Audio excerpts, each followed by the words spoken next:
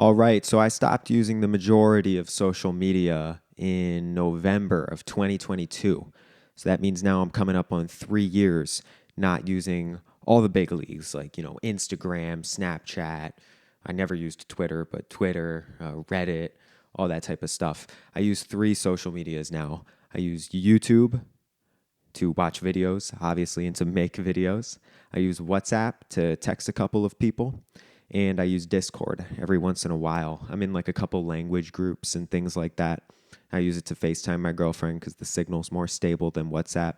So those are the three social media apps that I do use. But other than that, though, all the other ones, Facebook, Instagram, Snapchat, yada, yada, this, that, and the third, I don't use them. So what has life been like? Well, I'd say the biggest thing is that off rip, life moves slower. Everything just slows down. You got a lot less to worry about. It's a lot less fast paced. It's not so much all happening at the same time. You're not getting this overload of information every time you look at your phone. You get less notifications, you get less information. So life just kind of moves slower. That's how it felt to me, at least. Another one is you're not worrying about other people as much. Every time I've downloaded social media, because I've re-downloaded it for like a week at a time here and there throughout these 3 years. Every time I've re-downloaded social media, I find myself instantly flashed back to like high school, worrying about people who I haven't thought about in years. Are they still thinking about me? Oh, what's this person doing? If I post this, are they gonna think that? Nonsense. These people are irrelevant. They hold no influence over my life nowadays. So every time I download social media and I'm sitting here thinking about them, it's just a waste of my energy. And so that's another little bit of energy that you gain back when you get off of social media.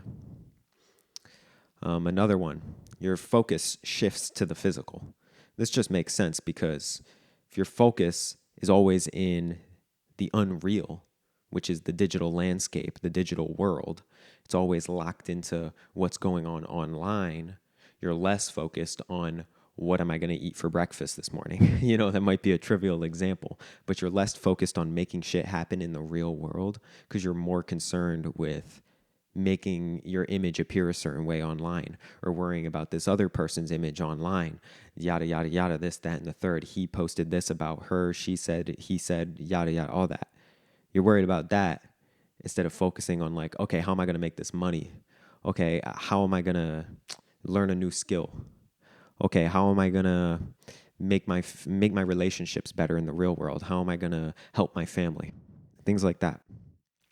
So when you get rid of social media, your attention shifts over to the real world, into the things you actually want to accomplish.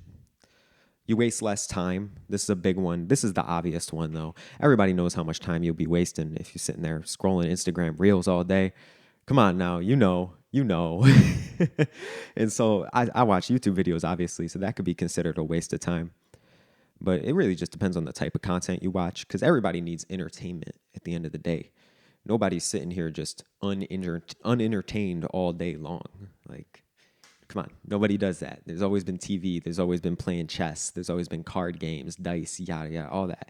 So for me, it's YouTube. I don't really watch TV shows unless it's with somebody else. I'm sharing a show with someone.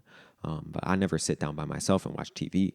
But I will listen to a podcast for like an hour on YouTube. Sometimes a podcast in Spanish, whatever it might be. So I still get entertainment through YouTube, but it's not the same thing as just sitting there watching like garbage short form content for hours and hours a day. Totally different things. Another thing that you lose when you get rid of social media is you are no longer up to date on news at all. You're no longer up to date on news. Like I am completely out of the loop on so many current events. But realistically, I don't really care because it kind of brings me extra mental clarity, which is a big deal for me. Because realistically, it's good to know what's going on in the world, but the majority of the global catastrophes that you hear about are not going to ever have any impact on your life or your family's life at all. Certain ones will, if there's like a shipping delay or something like that, and it's going to raise the gas prices. Yeah, that has an effect. But realistically, you do not need to be putting your attention into what the president of some country somewhere else in the world is doing to the other president of another country somewhere else in the world. Unless you got family there, unless you got friends there. It don't matter. It really don't matter. Like, it's not going to affect your life that much. So even though I'm much more out of touch on news and I only tend to hear about current events when they're being told to me, my mindset is if it's important enough where I should know about it, then I will, because someone's going to tell me. If it actually has a chance of affecting my life, people are going to talk about it. And up until this point, they have. They have. I feel like I'm still pretty in touch with what's going on locally in my area, despite not having social media. And so then this leads to a lot of extra mental clarity because your mind is not bogged down by all the chaos of the world. I remember that was actually one of my biggest reasons for leaving social media was because I would just always be seeing all these horrible events, like people reposting, like support this, support that. And I mean, I get it. They're trying to spread a good cause, but it was just weighing me down mentally. I don't need to know about the fifth tragedy this week that's taking place in, Bosnia. I don't need to know about that. That's negatively impacting my life. Like, it's sad, but it's all the way over there. I'm focused on here. So it's definitely led to a lot of mental clarity in that regard. And then another little tidbit I wanted to add in here too, is that I've never used any dating app either. I think like I almost made a Tinder profile when I was in high school, but I don't even think I finished the profile. Like, I've never had a dating app. So I can't even really speak on that too much, but I feel like it kind of ties in with social media because when I see dating apps and I talk to people who use dating apps, it just seems like a whole bunch of garbage that I want nothing to do with. So I'm pretty grateful that I've never fallen into that. And I would recommend that y'all stay away from that too, because it just doesn't seem to be very conducive to dating. Like, everything that a dating app seems to promote towards you finding a relationship is the complete opposite of what it takes to maintain said relationship in the future, if you want to actually have a healthy relationship and a healthy family down the line. Like, dating apps, they seem like a game where the people who come out on top are the ones who optimize for the characteristics that don't actually serve you in the creation of a long-term marriage or, a family. So I don't know. That's why I wouldn't recommend them. That's why I haven't used them, because I feel like they kind of tie in with this social media thing.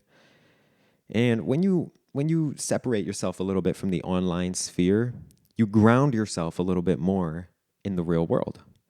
And it allows you to become more of a person who actually makes shit happen instead of the type of person who sits here and watches other people make shit happen.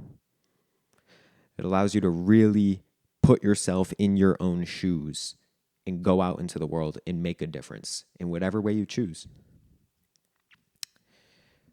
So a quick little quote that I want to leave you guys with is, "An idle mind is the devil's playground." I heard that quote recently and I was like, man, that is just good. That is a good quote. Other than that, though, I got a new song coming out soon for those of y'all who subscribe to my channel because you like my music. I got a new song coming out, so stay on the lookout for that. I'm in the process of making it right now.